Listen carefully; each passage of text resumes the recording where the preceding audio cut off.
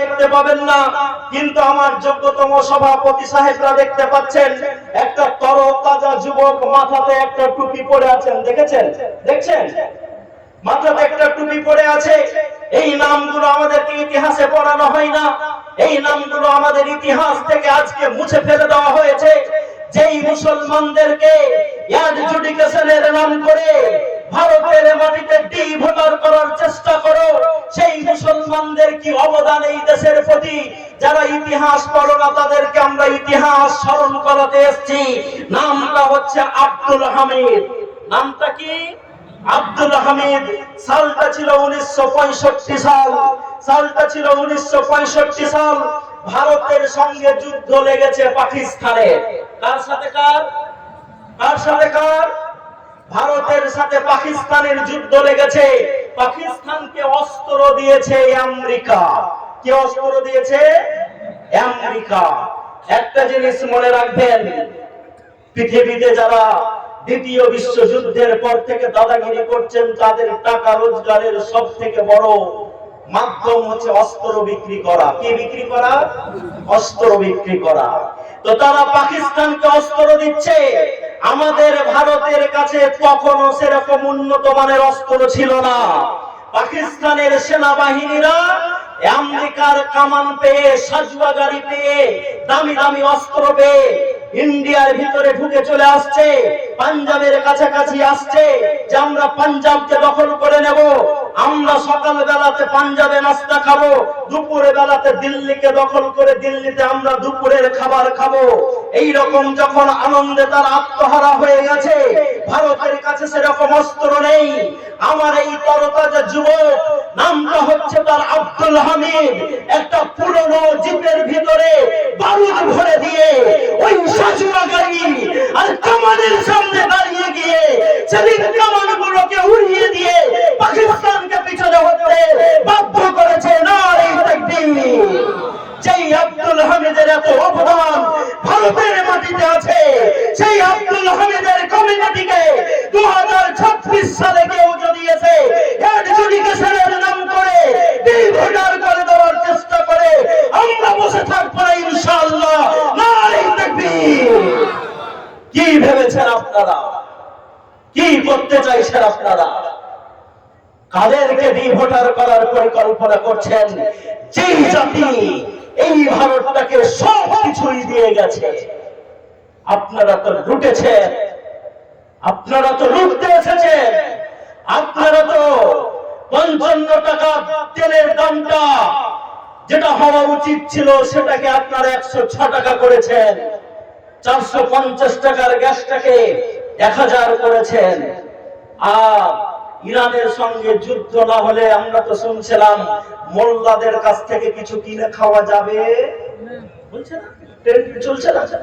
মোল্লাদের কাছ থেকে কিছু কিনে খাওয়া যাবে না। ইরানের সঙ্গে যুদ্ধ না হলে তো জানতাম না যে উনাদের বাড়িতেও মোল্লাদের গ্যাস না হলে চুলো জ্বলে। জ্বলে? গ্যাসের দাম এখন কত? 1400? কেন? 1450? এই যুদ্ধের জন্য বেড়েছে তো নাকি? হ্যাঁ, তো মোল্লাদের সাথে যুদ্ধ না হলে এটা জানা যেত না। আব্দুল হামিদকে যারা ভুলিয়ে দেওয়ার চেষ্টা করো তাদেরকে আমরা ইতিহাস পড়ার কথা বলছি। মুসলমানরা স্বাধীনতার পর ঘুমিয়ে গেছে, এ জাতি ঘুমিয়ে গেছে, তাই এদের এই অবস্থা। যদি একটু জেগে থাকতাম আমরা, তাহলে আমাদের যে সমস্যাগুলো বর্তমানে হচ্ছে সেই সমস্যাগুলো কিন্তু আমাদের উপরে উঠানোর কারো ক্ষমতা ছিল। যুবকরা এখন যদি ঘুমায়, যুবকরা এখন যদি ঘুমায়, তাহলে যখন বুড়ো হবে তখন কি পায়ের উপরে পা রেখে খাবে না কষ্ট করে খাবে? কোনটা? কি বলেন আপনারা? হ্যাঁ, কারণ আপনি যেই অবস্থাতে আজকে আছেন সেটা নির্ভর করছে যে গত যেই দিনগুলো হয়ে গেছে সেই দিনগুলো আপনি কি করে কাটিয়েছেন, তাই তো? যে জমিতে চাষ করেছে তার বাড়িতে ফসল ঢুকবে না ঢুকবে না? যে বাইরে কাজ করতে গেছে তার বাড়িতে টাকা আসবে না আসবে না? তো স্বাধীনতা ভারত লাভ করার পর আমাদের তদানীন্তন যুবকরা ঘুমিয়ে গেছিল। ফলে আজকে আমরা যারা বৃদ্ধ বয়সে এসেছি, আমার বয়স কম বলে ভাবিয়েন না, আমি জাতির নিরিখে বলছি, আমাদের মতো এই বৃদ্ধ জাতির ভিতরে আজকে রোগের বাসা তৈরি হয়েছে। এখান থেকে বেরোতে হবে না? হবে না? কে কে বেরোতে চান? কে কে বেরোতে চান? সবাই আমরা বেরোতে চাই। তো আসুন, আজকে আপনাদেরকে আমি কিছু কথা বলতে এসেছি। মুসলমানদেরকে ভয় দেখাচ্ছেন। কাকে ভয় দেখাচ্ছেন? যারা ভাবে যে আমাদেরকে কোথায় যেতে হবে? জান্নাতে যেতে হবে। আর জান্নাত যাওয়ার জন্য প্রথম শর্ত হচ্ছে মৃত্যুবরণ করা। বুঝাতে পারলাম না? আচ্ছা, এমন কেউ আছে যে না মরে জান্নাতে চলে যাবে? আচ্ছা জি, হ্যাঁ। কোন একজন মহিলা খুব ভালো কাজ করেছিলেন, তাকে জান্নাত দেখানো হয়েছিল। কোন একজন মহিলা খুব নেককার ছিলেন, অসময়ে ওনাকে জান্নাতের ফল খাওয়ানো হয়েছিল। কিন্তু কেউ যদি পার্মানেন্ট জান্নাত যেতে চায়, তাহলে তাকে মরতে হবে না? হবে না? মরণ বাদে কোনো অপশন আছে? যদি থাকে তো বলেন না, তাহলে তো ওটা কাজে লাগাবো, আমরা শর্টকাট বুদ্ধি কাজে লাগাবো। আছে? নেই। তাহলে জান্নাত যেতে গেলে প্রথম শর্ত হচ্ছে আপনাকে মরতে হবে।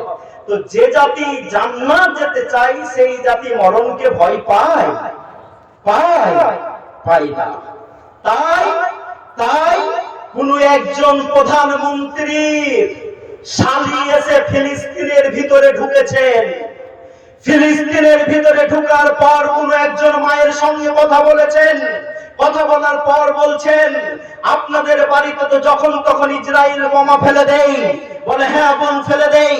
বলে আপনাদের বাড়িতে তো এসে ইসরায়েলের সেনারা আপনাদেরকে বাড়ির ভিতরে ঢুকে আপনাদেরকে মেরে তাড়িয়ে দেয়। বলে হ্যাঁ বোন, তাড়িয়ে দেয়। বলে আপনাদের মেয়েরা যখন একটু বাইরে যায়, তারা তো ধরে নিয়ে গিয়ে ধর্ষণ করে, এই খবর আপনার কাছে আছে? বলে হ্যাঁ বোন, আছে। বলে আপনাদের বাড়ির যুবক ছেলেরা যখন 12 বছর, 15 বছর, 18 বছর হয়, তখন তারা রাস্তায় চলতে চলতে গুম হয়ে যায়, তাদেরকে খুঁজে পাওয়া যায় না। এই ঘটনা আপনাদের সাথে ঘটে না? ঘটে না? বলে হ্যাঁ বোন, এই ঘটনা আমাদের সাথে ঘটে। বলে তারপরেও বোন, বলুন তো কি করে আপনাদের মুখে এত উজ্জ্বলতা, এত খুশির ভাব কেন? তখন সেই ফিলিস্তিনের মহিলা উত্তর দিয়ে বলেছিলেন যে আমাদের বাঁচা মরাটা, আমাদের চলা ফেরাটা ইসরায়েলের সৈন্যবাহিনীদের উপরে নির্ভর করে না। আমরা তো ইন্নাস সালাতি ওয়া নুসুকি ওয়া মাহইয়ায়া ওয়া মামাতি লিল্লাহি রাব্বিল আলামিন। আমাদের নামাজ, আমাদের রোজা, আমাদের হজ, আমাদের যাকাত, আমাদের চলা, আমাদের ফেরা, সমস্ত কিছু চলে আল্লাহর খুশি, আল্লাহকে খুশি করার জন্য। তাই এই যে ইসরায়েলের সৈন্যরা এসে আমাদেরকে এত কিছু করে, এরপরেও আমরা ইসরায়েলের সৈন্যদেরকে দেখে ভয় করি না। সেই মহিলা বাড়ি ফিরে গেলেন। বাড়ি ফিরে যাওয়ার পর ইসলাম নিয়ে স্টাডি করতে শুরু করলেন যে ইসলামটা কি, তাহলে একবার আমি পড়ে দেখি। তিনি একজন প্রধানমন্ত্রীর নিজের শালী, প্রধানমন্ত্রীর নিজের শালিকা, সেই প্রধানমন্ত্রীর শালিকা যখন ইসলাম নিয়ে পড়তে শুরু করলেন, কিছুদিনের পর উনি বলতে বাধ্য হলেন যে আশহাদু আল্লা ইলাহা ইল্লাল্লাহ ওয়া আশহাদু আন্না মুহাম্মাদ রাসূলুল্লাহ। কেন? কারণ তিনি তখন ইসলামের স্বাদ পেয়ে গেলেন। হাই অভুত জাতি, যাদেরকে 5 ওয়াক্ত নামাজের কথা বলে, জুমার দিনে খুতবা বলে, এই রকম জালসায় এসে মাওলানারা বলে গলা ফাটিয়ে দিয়েছে। এরপরেও আপনাদেরকে আমরা জাগাতে পারলাম না। আর কোন ব্রিটেন থেকে প্রধানমন্ত্রীর শালী একদিনে ফিলিস্তিনে এসে সেখানকার মায়ের কাছ থেকে একটা শিক্ষা নিয়ে মুসলমান হয়ে যায়। তো যেই জাতির উঠা বসা, চলা ফেরা সমস্ত কিছু নির্ভর করে আল্লাহ রাব্বুল আলামিনের খুশির উপরে, সেই জাতিকে ভয় দেখানো যায়? আপনারা কি বলেন, যায় না? এবার আপনাদেরকে যেই কথাটা আমি বলতে এসেছি, আজকে বলুন তো 10 গ্রাম সোনার দাম কত টাকা? কেউ বলতে পারবেন? 10 গ্রাম সোনার দাম কত টাকা আজকে বলতে পারবেন? আচ্ছা, মহিলারা আছেন? মহিলারা আছেন? কোন দিকে আছে মহিলারা? মহিলারা থাকলে বলে দিতে পারতেন সোনার দাম কি, কারণ সোনাটা মেয়েরা বেশি ভালোবাসে, তাই তো? আপনারাও সোনা কিনবেন বেশি বেশি করে। যদি আপনারা টাকা জমিয়ে রাখেন বাক্সের ভিতরে, 1 বছরের ভিতরে ওই টাকাটার দাম প্রায় 15 টাকা কমে যায়। কত টাকা কমে? 100 টাকা যদি আপনি বাক্সতে ভরে আজকে রাখেন, 1 বছর পর বার করেন, তো ওটা হয়ে যায় 85 টাকা। কত হয়? কত হয়? কিভাবে হয় জানেন না? জানেন না? টাকার দাম কমছে আর জিনিসের দাম বাড়ছে। তো টাকার দাম 7% কমছে, জিনিসের দাম 7 থেকে 8% বাড়ছে। তাহলে এই দিকের 7 আর ওই দিকের 8 যদি যোগ করা হয় তো কত হয়? 15 হয়। তাহলে 100 টাকা রাখলে 1 বছর পর কত হবে?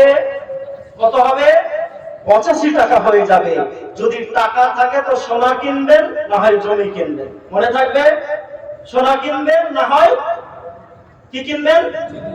জমি কিনবেন। আপনাদের এইদিকে জমির দাম কেমন? কেমন গো ভাই? যেমন নেব, হ্যাঁ? আমাদের তো আল্লাহ 10 লাখ টাকা কাঠা হাইয়েস্ট। আমাদের তো খুব জমির দরকার, কারণ আমরা স্কুল বানাচ্ছি অনেক বড়। তো এখন তো 13 বিঘার উপরে স্কুল করছি, এরপরে একটা 65 বিঘার উপরে স্কুল আমরা করছি। আমাদের খুবই জায়গা দরকার। তো এখন ঝাড়খণ্ডে আসবো না, এদিকে আসার আমার ইচ্ছা নেই, জানছি আর কি। তো সোনার দাম কত আজকে? কত বললেন দাদা? আচ্ছা, আজকে সোনার দাম আছে 1 লাখ। 1 লাখ। আমি যখন আপনার স্টেজে এসে লিখছিলাম তখন দেখলাম আজকে 10 গ্রাম সোনার দাম হচ্ছে 1,45,110 টাকা। কত বললাম? 1,45,110 টাকা। মানে উনি যা বলেছেন ঠিকই আছে, অসুবিধা নেই, কারণ এটা তো 1,90,000 পর্যন্ত চলে গেছে। হ্যাঁ, চলে গেছে। আজকে নামছে, আস্তে আস্তে কমছে সোনার দাম। তো লাস্ট 10 দিন থেকে কমছে। আজকে যেটা হয়েছে সেটা হচ্ছে 1,45,110 টাকা। আপনাকে কেন আমি সোনার হিসাব দিচ্ছি জানেন? এই জন্য আমি সোনার হিসাব দিচ্ছি আপনাদেরকে, যে আমি একটা ঘটনা আপনাদেরকে শোনাবো। যখন 10 গ্রাম সোনার দাম ছিল 52 টাকা 93 পয়সা। কত বললাম? 52 টাকা 93 পয়সাতে 10 গ্রাম সোনা পাওয়া যেত। সালটা হচ্ছে 1944 সাল। কত সাল বললাম? কত সাল বললাম? 1944 সাল। কোন একদিন আমাদের একজন প্রিয় নেতা নেতাজি সুভাষচন্দ্র বোস বক্তৃতা করছেন। নেতাজিকে আমরা সম্মানের চোখে দেখি না? দেখি না? দেখি না? দেখি না? দেখি। রাত্রে বেলাতে খেতে বসেছেন নেতাজি, খেতে খেতে একটু দই বেশি হয়ে গেছে।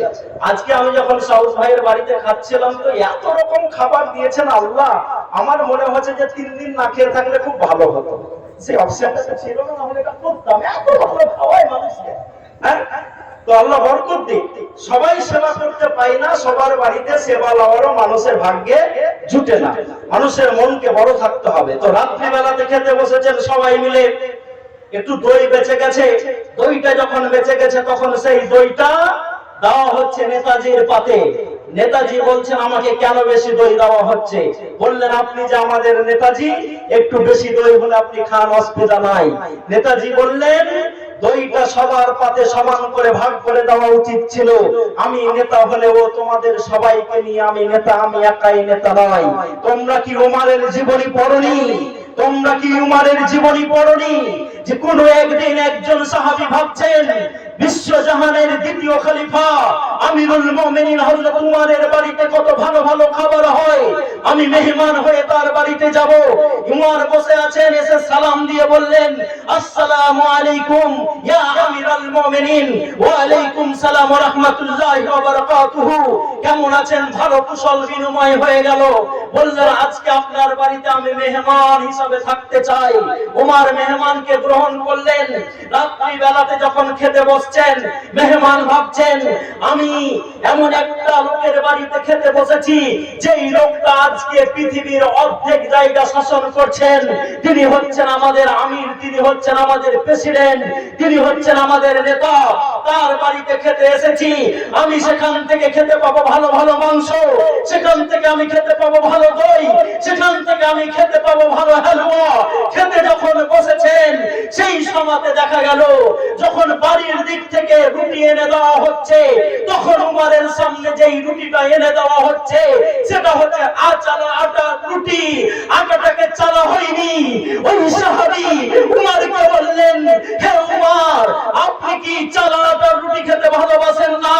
তখন উমার চোখের পানি ফেলে দিয়ে বলেছিলেন, ওরে আমি তো মুহাম্মদুর রাসূলুল্লাহ সাল্লাল্লাহু আলাইহি সাল্লামের ফলোয়ার, যার ব্যাপারে পবিত্র কোরআন বলেছে লাকাদ কানা লাকুম ফি রাসূলিল্লাহি উসওয়াতুন হাসানা। আমি তো ওই রাসূলকে ফলো করি যেই রাসূলকে আমি খন্দকের যুদ্ধে না খাওয়া অবস্থায় দেখেছি, যেই রাসূলকে আমি দেখেছি যার বাড়িতে কয়েকদিন ধরে চুলো জ্বলেনি। এবং আমি যদি আটাগুলোকে চালি তো আটার যেই টুকরাগুলো হবে, উচ্ছিষ্ট অংশগুলো হবে, ওগুলো দিয়ে তো আমি উমার আমার পেটটাকে ভরাতে পারি। তাই আমি আটা চালি না, ওই আটার টুকরাটাকে দিয়ে আমি পেট ভরাতে পারি।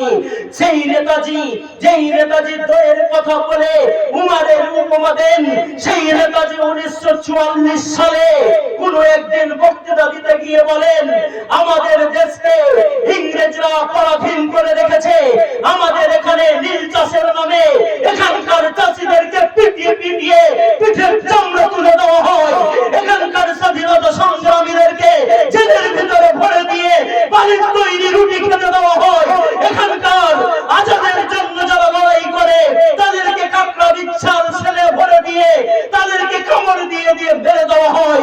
কে আছে বলো দেশকে ভালোবাসার জন্য দান করবে? সেদিন 1944 সালে যেদিন 52 টাকা 93 পয়সাতে 10 গ্রাম সোনা পাওয়া যেত, সেদিন একজন লোক দাঁড়িয়ে গেলেন, দাঁড়িয়ে গিয়ে বললেন, নেতাজি নামটা আমার মনে রাখবেন, আমার নাম হচ্ছে আব্দুল হামিদ ইউসুফ মারফানি, আমার কাছে যত সম্পত্তি আছে সমস্ত সম্পত্তি আমি দেশের জন্য দান করে দিলাম। নারে তাকবীর। নামটা হচ্ছে ইউসুফ মারফানি, বড় নাম রাখা, মনে রাখার দরকার নেই। তিনি যেই তার জমানো টাকা, সোনা দানা, বাড়ি ঘর, অফিস আদালত ছিল, সমস্ত কিছু সেদিন নেতাজির হাতে দান করে দিয়েছিলেন। সেই টাকার পরিমাণটা হয়েছিল 1,03,00,000 টাকা। কত বললাম? সালাহুদ্দিন ভাইয়ের কাছে তো এখন 1,03,00,000 টাকা আছে। কি মেম্বার মাথা লুকাচ্ছে? আছে না নেই? শুনে মনে হলো না যে খুব কম? মনে হলো না খুব কম? আপনাকে আমি হাবিবুল্লাহ অন ক্যামেরা বলে যাচ্ছি, 1944 সালে তিনি যে 1,03,00,000 টাকা দান করেছিলেন, যখন 52 টাকা 93 পয়সাতে 10 গ্রাম সোনা পাওয়া যেত, ওই টাকাটাকে যদি এখন সোনাতে কনভার্ট করা হয় তাহলে বর্তমান সময়ে ওই সম্পত্তির দাম হবে প্রায় 3,200 কোটি টাকা। কত হবে? কত হবে? কত হবে? 3,200 কোটি টাকা। যারা একটা নেতার বক্তৃতা শুনে এই ভারতকে স্বাধীনতা এনে দেওয়ার জন্য একই বাক্যে দান করে দিয়েছেন, তাদেরকে নতুন করে ডিভোটার করার চক্রান্ত করো। এই চক্রান্ত থেকে যাবে ইনশাআল্লাহ। মুসলমানদের সামনে ভালো দিন আসছে। আসছে না আসে নাই? আপনারা কি বলেন আসছে না আসে নাই? আসছে। এই যে কিছুদিন খারাপ পরিস্থিতি এসছে বলে আমাদেরকে যারা ঘরে ভরে দেওয়ার চেষ্টা করছেন, ইনশাআল্লাহ ঘরে ভরতে পারবেন? পারবেন না। তাই মুসলিম যুবকদেরকে আমি বলতে এসেছি, অনেক যুবক মানুষ, এক যুবক ছেলে এখানে আছে, আমি জালসা কমিটিকে বলছিলাম বারবার যে আমাকে 9:30টায় দিলে আরো ভালো হয়, 10টায় দিয়েছেন, আলহামদুলিল্লাহ খুব ভালো। যখন এলাম তখন 10:30টায় দিলেন, আলহামদুলিল্লাহ তাও ভালো, অসুবিধা নেই। কারণ রাত্রি বেলাতে যখন আমাদেরকে দেওয়া হয় তখন যুবকরা তো অলরেডি পালিয়ে যায়, পালাই না পালিয়ে যায়। তো আজকে যুবকদেরকে আমি বলতে এসেছি যে আমার প্রাণের যুবকরা, আমার বুক ভরা ভালোবাসার যুবকরা, তুমি তো মাঝ আর মুওয়াজের ভূমিকা নিয়ে সেদিন বদরের প্রান্তে যখন আব্দুর রহমান বিন আউফকে দুটো বাচ্চা ছেলে ডান দিক আর বাম দিক থেকে বলছেন, কাকা বলো ভাতিজা। আব্দুর রহমান বিন আউফ বলছেন, যুদ্ধ যখন শুরু হতে যাচ্ছে, যুদ্ধ শুরু হয়েছে, আমি ডান দিকে দেখছি একটা বাচ্চা ছেলে, বাম দিকে দেখছি একটা বাচ্চা ছেলে। মনে মনে আমার আশা জেগেছিল, যদি কিছু হিষ্টপিষ্ট বড় মানুষ থাকতো তাহলে আমি একটু বেশি সাহস পেতাম। ছোট্ট ছেলে ডান দিক থেকে বলছে, চাচা। হ্যাঁ ভাতিজা বলো। এদিক থেকে ছোট্ট আর একটা ছেলে বলছে, চাচা বলো। বলে আবু জেহেল কোনটা? বলে আবু জেহেল নিয়ে তোমাদের কি হবে? আবু জেহেল নিয়ে তোমাদের কি হবে? বলে কাকা, আমরা শুনেছি মক্কার মাটিতে আবু জেহেল বিশ্বনবী মুহাম্মদুর রাসূলুল্লাহ সাল্লাল্লাহু আলাইহি সাল্লামকে খুব কষ্ট দিয়েছে।